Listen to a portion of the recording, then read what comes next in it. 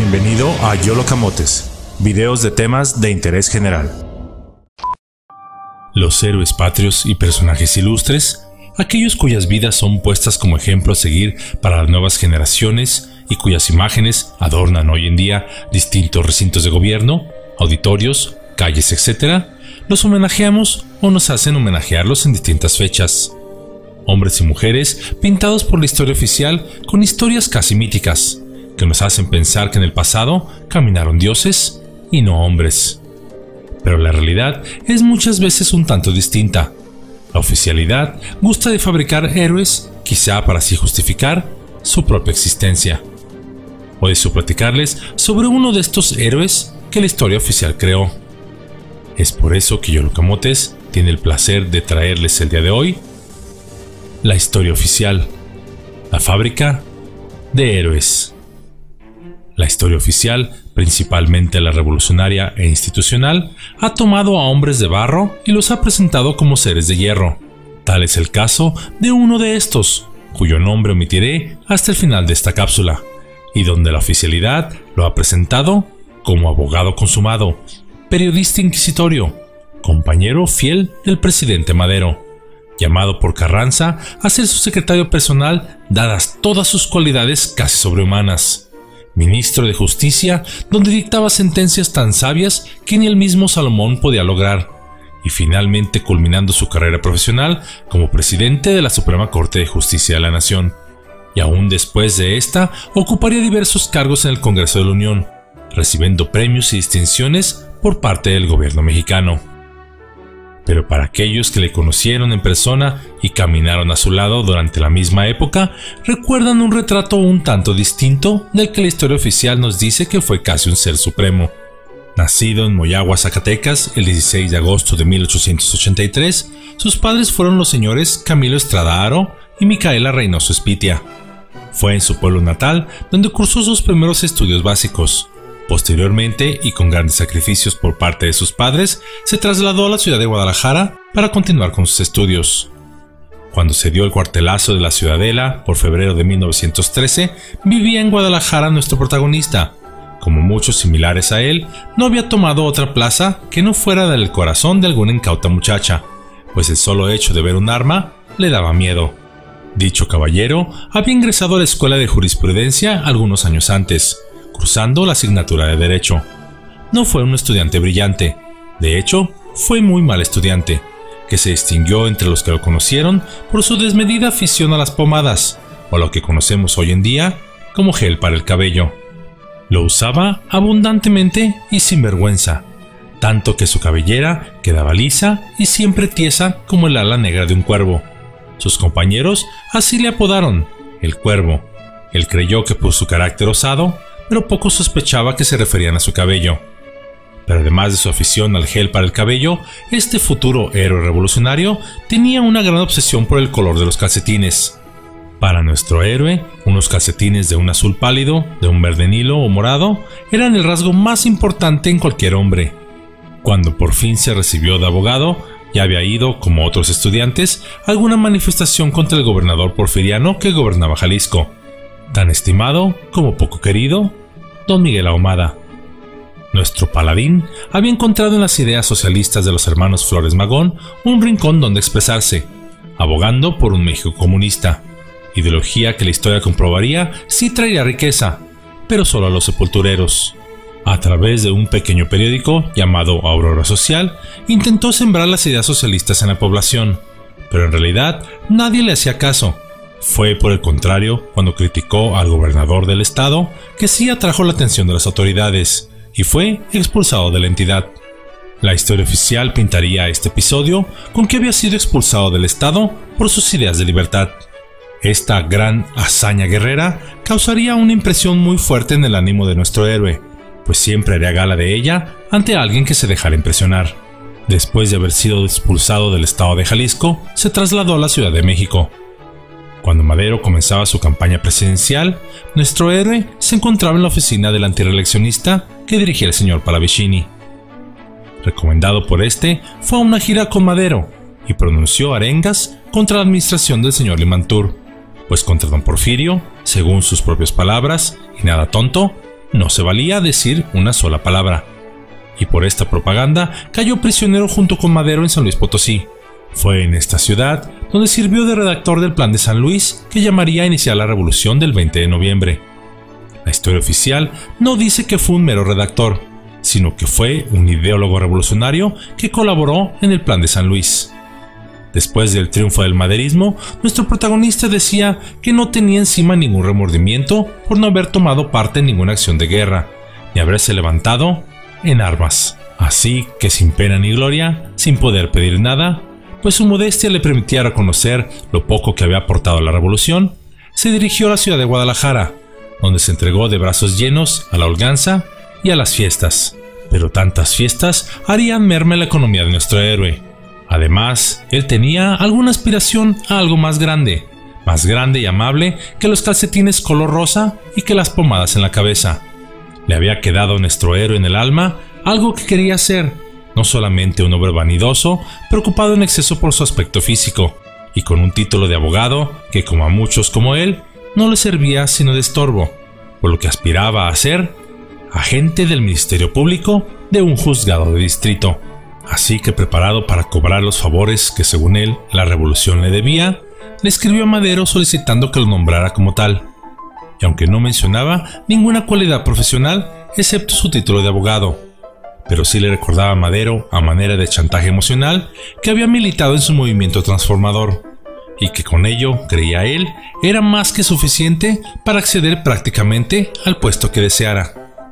Madero consideró a nuestro héroe hombre de buenas cualidades, pero no para estar en un escaño de justicia, por lo que ante su tardanza en darle respuesta a su petición, nuestro paladín organizó una manifestación en contra de Madero, pero casi al mismo tiempo se consumó la escena trágica que terminaría con la vida del presidente. Muchos fueron los testigos que dieron fe de la alegría de nuestro héroe por este suceso, supuesto compañero fiel de Madero, pues nuestro protagonista pensó que era justicia divina por haberle Madero negado su petición. Después del asesinato del presidente, y seguro de que venían tiempos mejores, pidió el puesto de agente del Ministerio Público al ministro del ramo de Justicia, don Rodolfo Reyes. Pero el ministro de Justicia, al igual que lo había hecho Madero, tampoco vio en nuestro paladín y ahora exmaderista cualidades para este puesto, por lo que nuestro héroe pensó entonces en hacer otra manifestación, pero ahora criticando a Huerta. En esas andaba cuando fue enviado preso y custodiado a la Ciudad de México, y tiempo después enviado a Veracruz. La historia oficial pinta una historia distinta. Nos dice que fue uno de los compañeros más fieles de Madero, y además agrega que en un arrojo de valentía al saber del asesinato del presidente, nuestro héroe tomó las armas contra Huerta, y que por ello había sido hecho prisionero. Algo por demás curioso, pues nuestro paladín siempre le tuvo miedo a las armas. Y bien, como comedia política trágica, la historia se repite. Se repitió en este caso, pues mientras nuestro héroe estaba en la cárcel, cayó el gobierno del general Huerta, y nuestro vejado y oprimido protagonista salió de la cárcel cuando las tropas de los Estados Unidos invadieron Veracruz. En la prisión había reflexionado de lo mucho que vale ser perseguido por los gobiernos, y en ello reparó y sumó el tiempo que había sufrido tamaña persecución. Desde la primera manifestación contra Ahumada en Jalisco hasta la fecha, habrían transcurrido 2 años. Pero su supuesto sacrificio por la patria fue algo que declaraba públicamente siempre que tenía ocasión, o alguien ganas de escucharlo, para darse así baños de mártir de la revolución. La buena fortuna, quizá ya cansada de las cantaletas de nuestro héroe, o a lo mejor para recompensar su perseverancia, hizo que sus lloriqueos de mártir revolucionario llegaran a oídos de Carranza, el cual lo llamó a su lado para que fuera su secretario particular. Y como dice la frase, a todo perro le llega su hora, aquí no fue la excepción. Finalmente, ¿qué hizo Carranza con él? Muchos quizá creerán que por fin le dio el deseado puesto de agente del Ministerio Público, o bien a lo mejor una dotación de por vida de calcetines verde pálido y color rosa. ¿No es así? Pues si pensaron esto, estarían muy lejos de la verdad. El señor Carranza hizo a nuestro héroe secretario de Justicia, aun si que éste tuviera una idea clara del puesto y mucho menos la experiencia para desempeñar el mismo. Desde ahí, todo sería cuesta arriba para nuestro paladín revolucionario. Poco antes de ser nombrado ministro de Justicia, le fue conferido el grado de general por el mismo Carranza, algo paradójico porque nunca había empuñado un arma, y mucho menos se había batido en batalla. También fue nombrado gobernador interino de Zacatecas, aunque no llegó nunca a ocupar el cargo. Y aunque tiempo después se metería en problemas debido a las afiliaciones políticas de su hermano, y donde saldría hacia el exilio fuera del país, la revolución siempre perdonaría a sus hijos, y a su regreso a México le sería dada una diputación, y después una magistratura, donde sería además presidente de la Suprema Corte de la Nación. Dados todos sus grandes logros, recibiría además la medalla Belisario Domínguez, y el gobierno revolucionario e institucional de su estado le daría otra medalla al mérito revolucionario. Aunque podríamos señalar que su mayor mérito fue su afición a los calcetines de colores tiernos y las pomadas para el cabello hasta el final de sus días. Así fue la vida del licenciado Roque Estrada Reynoso. La revolución se encargaría, como lo hizo con muchos de sus hijos, de blanquear su vida, de eliminar o minimizar pasajes vergonzosos de la misma, y de exagerar otros no tan notables, e incluso de inventarlos completamente, al grado que seguramente el mismo Roque Estrada no se reconocería a sí mismo. Las rotondas de los personajes ilustres en todo el país están llenos de Roques Estradas. Así, por ejemplo, líderes sindicales charros se les dice ahora armonizadores sociales, a traidores a la patria, beneméritos, a caciques universitarios, ideólogos, a zánganos del sistema, transformadores, y así un largo etcétera. Cabe señalar que Roque Estrada no fue un malhechor, ni tampoco en sí una mala persona, pero sí sería uno de los cientos de miles de ejemplos de funcionarios mediocres que nos daría la revolución después de que se institucionalizara, y varias décadas más tarde se fragmentaría en muchas más corrientes políticas y partidos.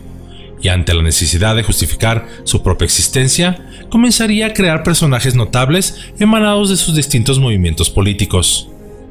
El mérito de Roque, como el de muchos funcionarios públicos de medio y alto nivel, ya sea de índole municipal, estatal o federal, no fue el de su capacidad profesional, tampoco el de su capacidad intelectual, sino simplemente el de haberle caído bien a alguien, el de tener un familiar o padrino político que lo impulsara y diera un buen hueso de donde roer en la administración pública.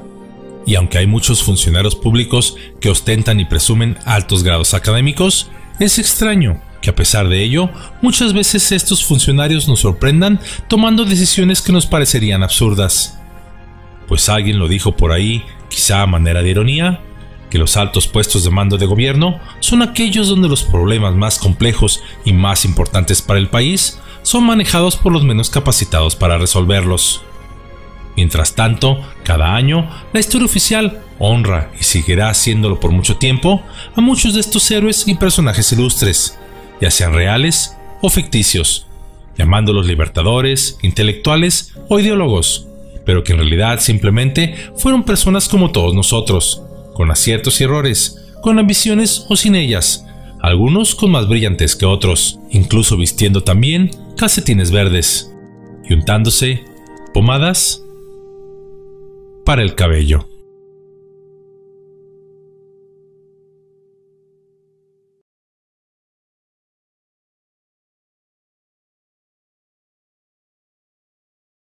Muchas gracias por tomarse su valioso tiempo para ver esta sencilla cápsula. Si ha sido de su agrado, les invito humildemente a que le den su pulgar arriba y la compartan con sus amigos. También les invito cordialmente a que se suscriban y activen la campanita, asegurándose de vez en cuando que ambas estén activadas, pues la plataforma la desactiva continuamente sin solicitar el permiso de ustedes. Si desean apoyarme a través de alguna donación, de antemano se los agradezco de todo corazón. Mi salud va en franca recuperación. Aún tengo un poquito de problemas en las vías respiratorias, pero ya estamos saliendo también de ella. Para aquellos y aquellas que deseen hacer alguna donación, la liga aparece ahora en sus pantallas y se encuentra también en la descripción de este video. Les invito, como es costumbre, a echarle un vistazo a mis redes sociales y a visitar la página yolocamotes.com. Gracias por su preferencia y sus comentarios positivos, los cuales me continúan animando a traerles estas sencillas historias, a veces no muy conocidas, de nuestro vasto y hermoso México, así como de nuestros bellísimos y excepcionales países hermanos de habla hispana, con los que compartimos no solo un origen, sino también un destino en común. Les envío un abrazo caluroso desde este pequeño rincón, deseándoles que todos ustedes tengan un excelente día. Sinceramente, su amigo, Yolo Camotes.